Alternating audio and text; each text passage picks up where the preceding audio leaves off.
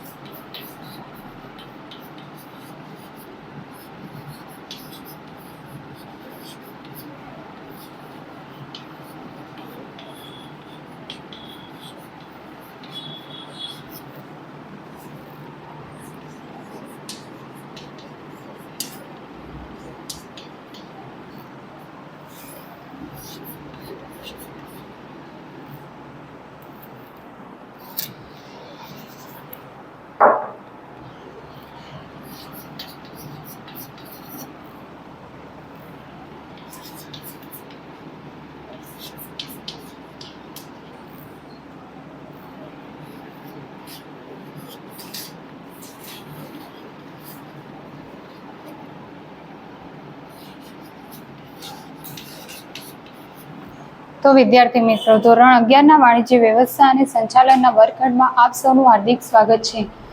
આજે આપણે એક મહત્વના એકમ વેપાર વિશે અભ્યાસ કરીશું. ધંધાકીય પ્રવૃત્તિઓનું વર્ગીકરણ 3 રીતે કરવામાં આવે છે: વેપાર, વાણિજ્ય અને ઉદ્યોગ.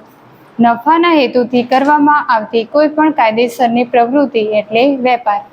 ઉદાહરણ તરીકે, તમે દુકાનદાર પાસેથી પુસ્તક ખરીદો છો અને તેના બદલામાં તેને નાણાંની ચૂકવણી કરો છો, તો વસ્તુના બદલામાં નાણાંનો વિનિમય થયો કહેવાય.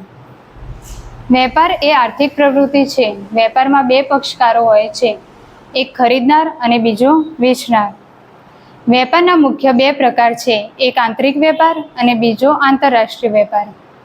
આંતરિક વેપાર એટલે એવો વેપાર કે જે દેશની સરહદની અંદર જુદા જુદા વિસ્તારમાં કરવામાં આવે છે, તેને આંતરિક વેપાર કહે છે.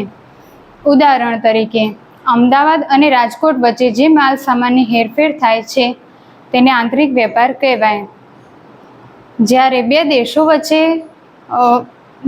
દેશો વચ્ચે માલ સામાનની હેરફેર થાય છે, વેપાર કરવા તેને આંતરરાષ્ટ્રીય વેપાર કહેવાય છે. આંતરરાષ્ટ્રીય વેપાર દેશની સરહદ ઓળંગે છે. ઉદાહરણ તરીકે, ભારત અને જાપાન વચ્ચે જે માલ સામાનની આયાત નિકાસ કરવામાં આવે છે તેને આંતરરાષ્ટ્રીય વેપાર કહે છે. વેપાર અને વેપારની સહાયક સેવાઓ એટલે વાણિજ્ય. માનવ જરૂરિયાતો સંતોષવા માટે કાચા માલમાંથી વિવિધ પ્રક્રિયાઓ દ્વારા ઉત્પાદન કરી તૃષ્ટિગુણ ઉમેરવાની પ્રક્રિયા એટલે ઉદ્યોગ. ઉદ્યોગનું વર્ગીકરણ 3 પ્રકારે કરવામાં આવે છે: 1 પ્રાથમિક ઉદ્યોગ, 2 ગૌણ ઉદ્યોગ અને 3 આનુષંગિક ઉદ્યોગ. તો વિદ્યાર્થી મિત્રો, હવે હું તમને થોડાક પ્રશ્નો પૂછીશ, જેનો ઉત્તર તમને આવડે તો હાથ ઊંચો કરીને પૂરા વાક્યમાં ઉત્તર આપવા માટે પ્રયત્ન કરવો. ધંધાનું વર્ગીકરણ કેટલા પ્રકારે કરવામાં આવે છે? કયા કયા?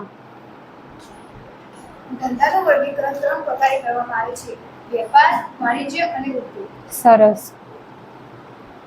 વેપારની વ્યાખ્યા આપો. નફાના હેતુથી કરવામાં આવતી કોઈ પણ કાયદેસરની પ્રવૃત્તિને વેપાર કહે છે. બરાબર.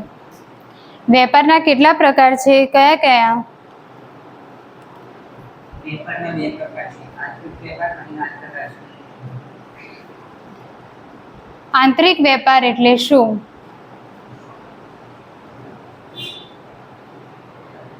દેશની ભૌગોલિક સીમાની અંદર જે વેપાર થાય છે તેને આંતરિક વેપાર કહે છે. હા. આંતરિક વેપારનું ઉદાહરણ આપો.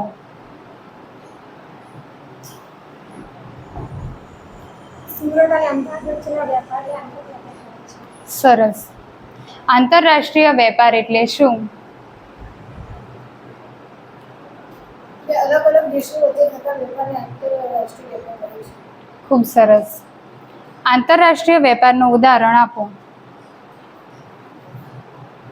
અને કોન્સ્ટિટ્યુટ રજૂ કરતા વેપારના આંતરરાષ્ટ્રીય વેપારનું ઉદાહરણ છે. ઓકે. વાણિજ્ય એટલે શું?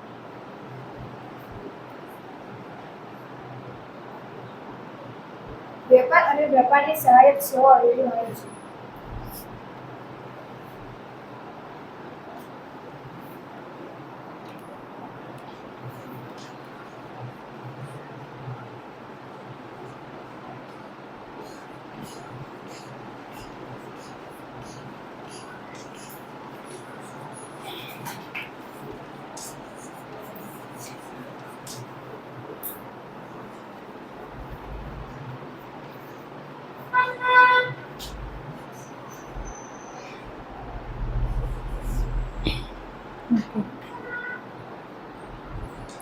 ઉદ્યોગ એટલે શું?